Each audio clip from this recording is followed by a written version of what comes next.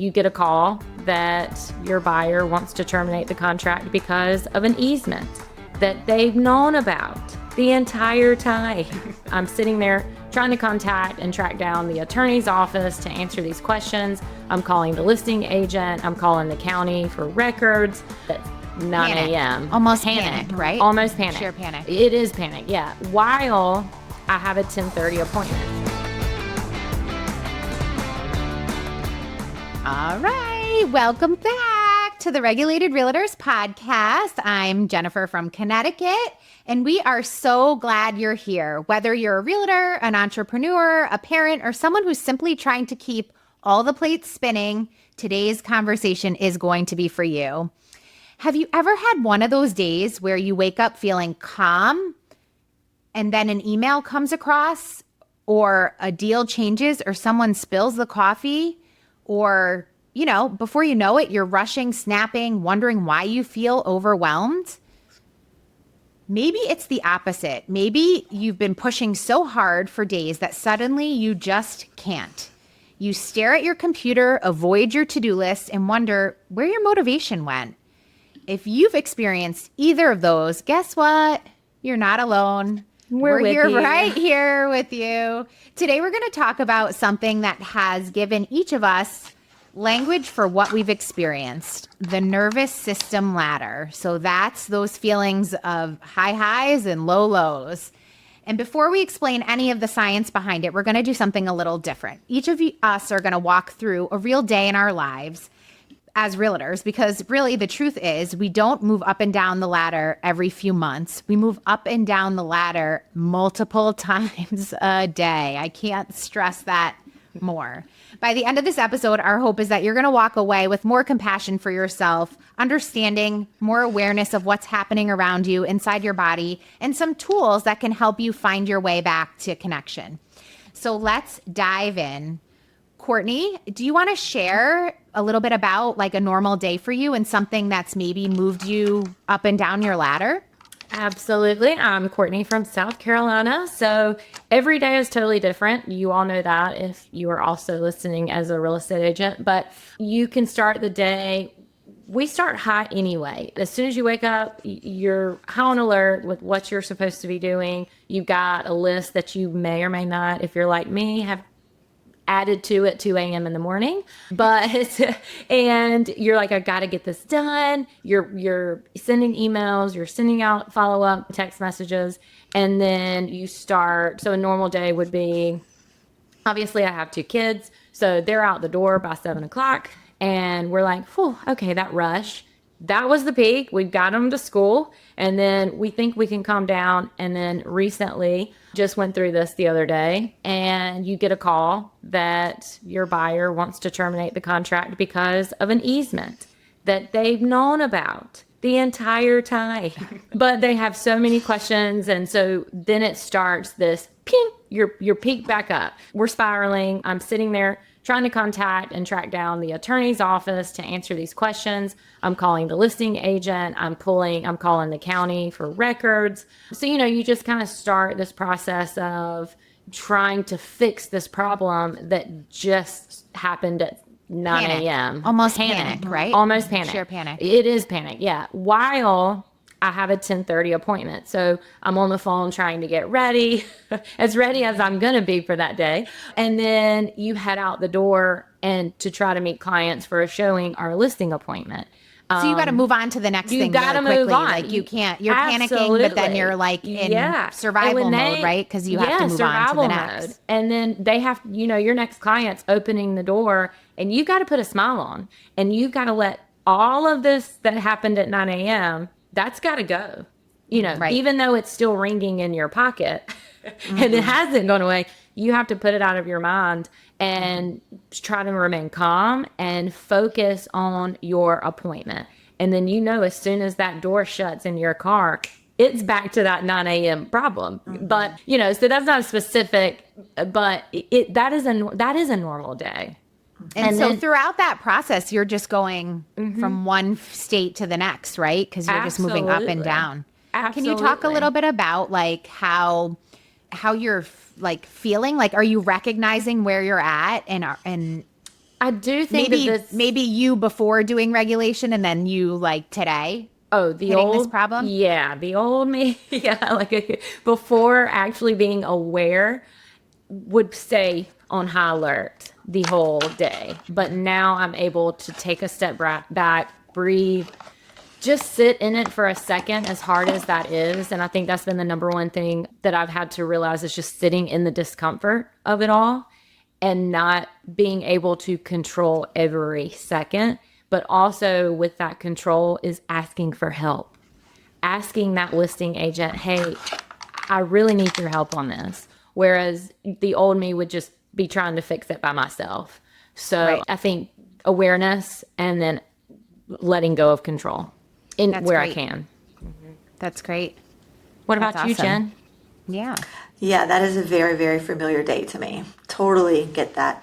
In fact, my Monday was just like that. We had 1,000, we have currently 9 pendings at the moment, and 7 of them were in a point where they needed logistical timeline things to happen.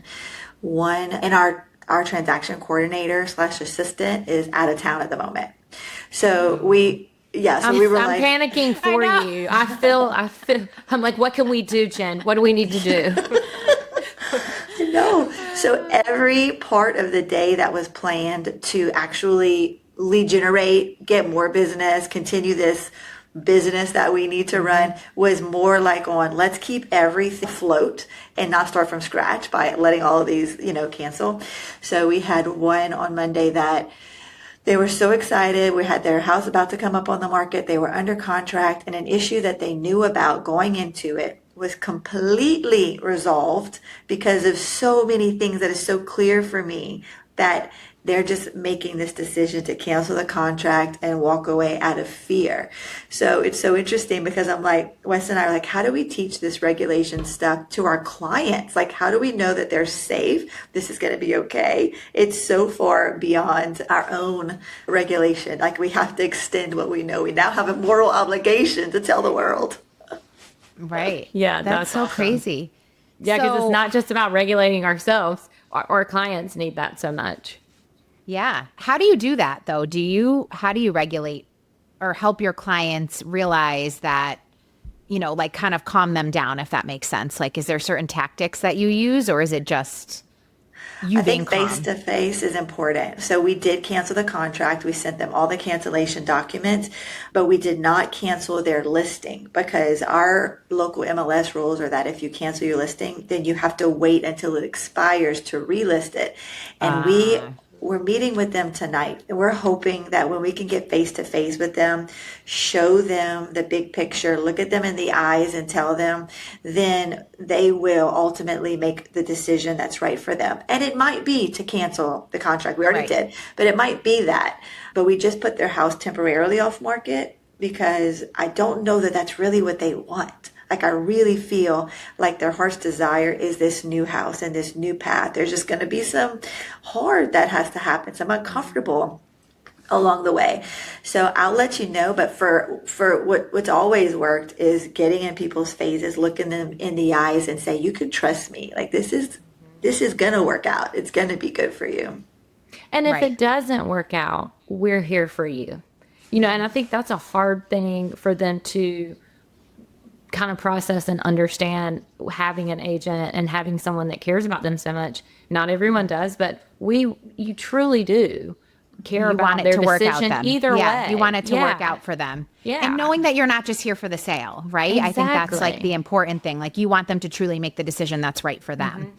Jen, I have one question for you. Like, what would this have done to you a year ago? Like how would this have looked different a year ago before you started working on your nervous system and understanding it? Would you have like lost your mind? Like how chaotic would this situation be? Like you're so calm right now, clearly. So you're not ruffled by this. And you're meeting them tonight. And you're meeting them tonight, right? So you're not panicking. No matter what, you're like, whatever path they choose is the right one for them, right? Would you have done that a year ago? Heck no. This is so far from who I was. In fact, it is a testament to the coaching we've done. We've already put under contract and sold what we did all of last year. My Wow. mindset has completely shifted from scarcity, Amazing. the dorsal bottom of the ladder where it's like, I quit, all is over, it's doom and Yeah. gloom. It's like getting a little bit outside of myself and my own pity party and saying, what else is there? It's like a whole different abundant mindset. Like, okay, this might take a little bit more work for me and Wes to go and meet with them in person, but they're worth it. And if it goes nowhere, they will have learned something about themselves or the process. Because in reality, you guys know this, everyone moves. The statistics are like every 5 years. So Right. when you have to give up a sale at this moment, you're keeping a client forever. If they truly know what you're doing is in their best Right. interest. Coming from the heart and in their best Absolutely. interests. Yeah. Exactly. And I love that you said abundance mindset, right? Like knowing that the clients that are meant for you aren't going to miss you and knowing that there's plenty of clients to go around. And if something doesn't work out, what I was going to share was I kind of had two things like that pop into mind that happen a lot. One thing is, when you go on a listing appointment and you don't get the listing, right? You lose it to another agent.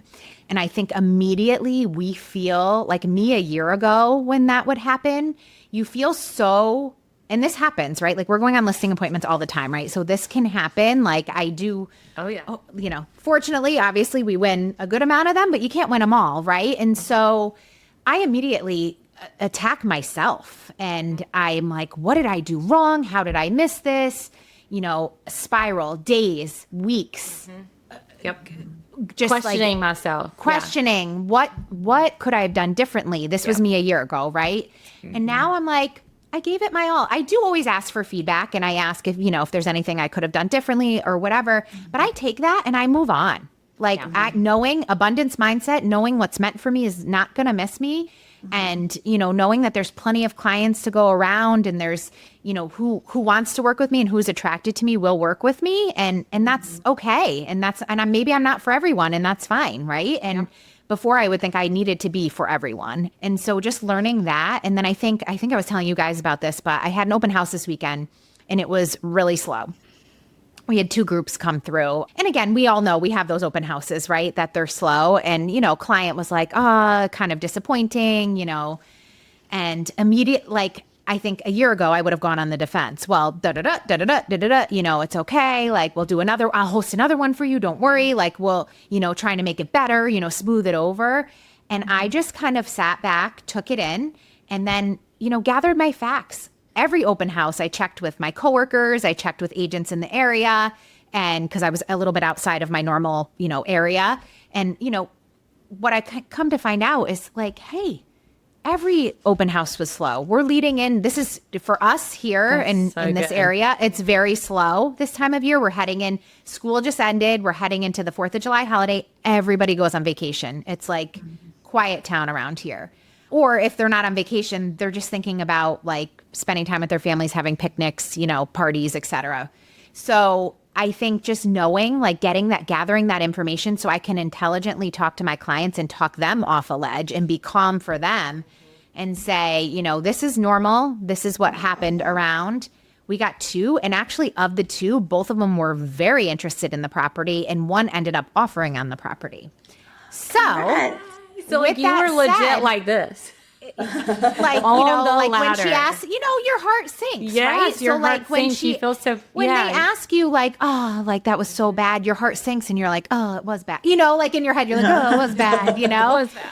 But, at the end of the day, like you just got to take that step, realize, okay, wait, we're not there. We're not where they are, right? Like I'm not going to meet them at that place. I'm going to bring myself back up with reality, right? Here's what's going on and get the facts and bring yourself back up. So I think really just the change in me a year ago, it obviously, like we all said, like completely different, but just being able to recognize like, I'm here. I got to bring myself back up here, bring myself back up to reality and not shut down because in both of these scenarios, the open house and losing listings, in both scenarios, you kind of like, you could go into, I did a year ago, go into freeze mode, right? And just like I said, I think with the listings, it's like, what did I do wrong? Oh, I'm never going to get another seller again. My life is over. I'm never going to sell a house. Yeah, never you gonna just sell a house again. yeah, like you go into this panic mode. And so now recognizing that it's still going to happen. You're still going to have those moments. We're going to do it daily, like we said,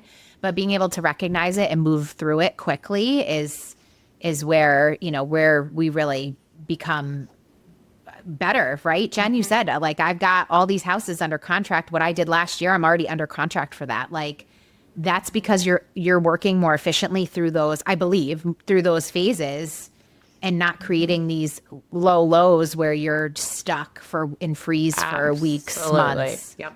And I think last year, like last summer, I was probably stuck in freeze all summer, like in this hamster wheel of trying to be the cruise conductor mom and, trying to do all the things and making it a fun summer, but then really like letting my business go because I'm not focusing on that. So really like, doing a complete 180 here. Yep.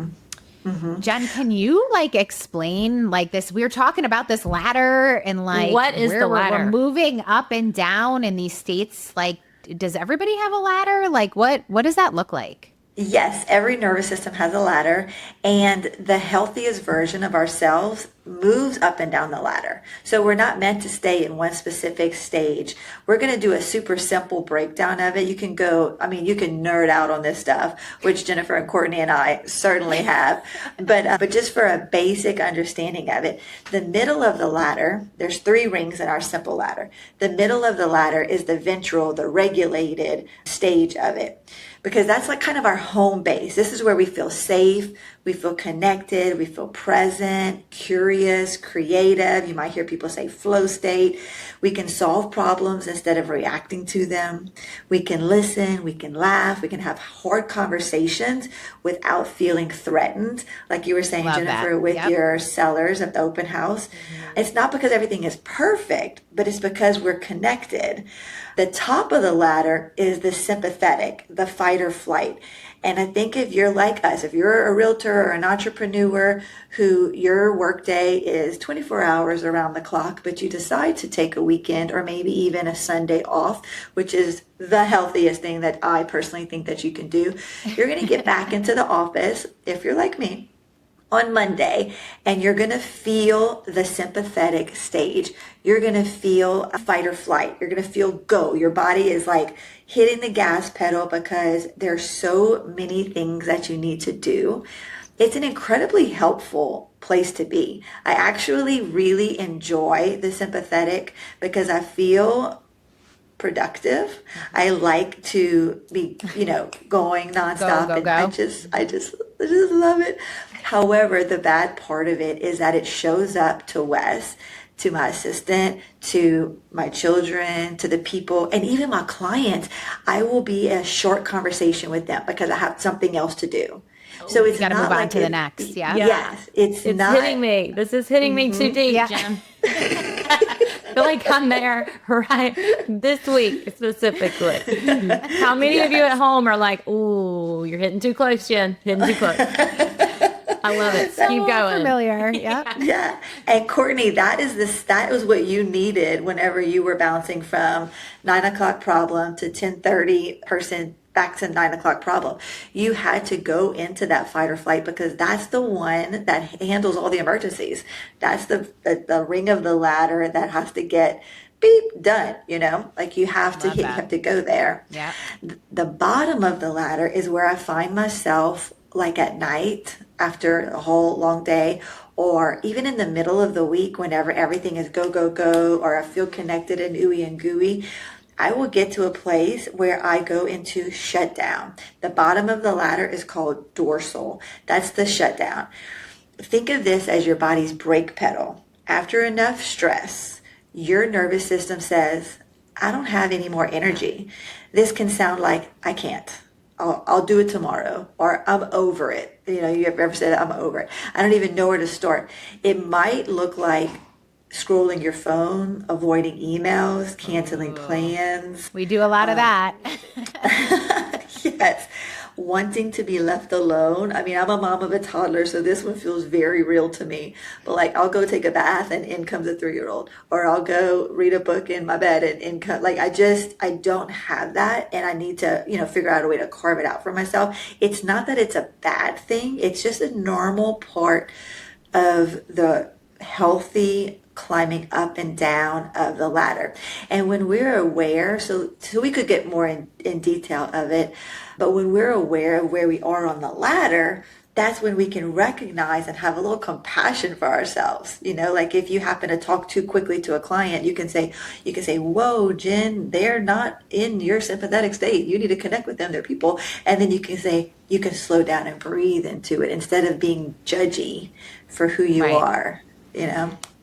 And like I said, I think like that low state is where I was, and I would stay there. I would stay stuck there for weeks kinda lived after, there. Yeah. not getting a listing or whatever.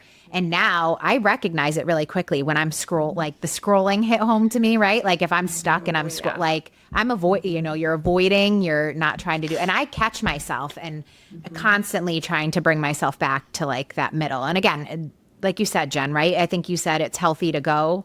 We want to go up and down. wanna Like go we're up not and going to down. be, we don't want to be, we don't want to be in that ventral state all 24/7, right?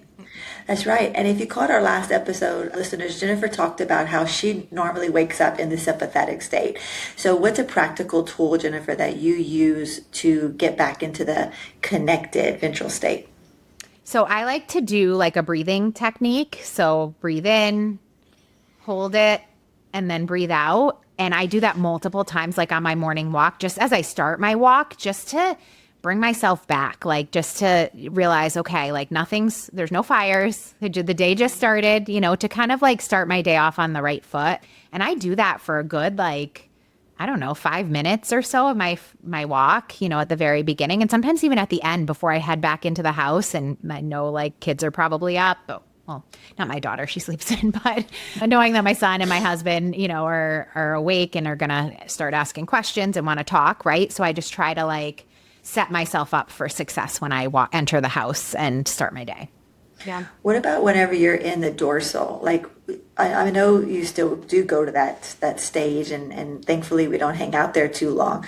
But when you're thinking in your head, I just can't, I'm over it. What is one thing that you can do, Courtney? What is one thing you can do to hop up into the ventral state? Think about my why.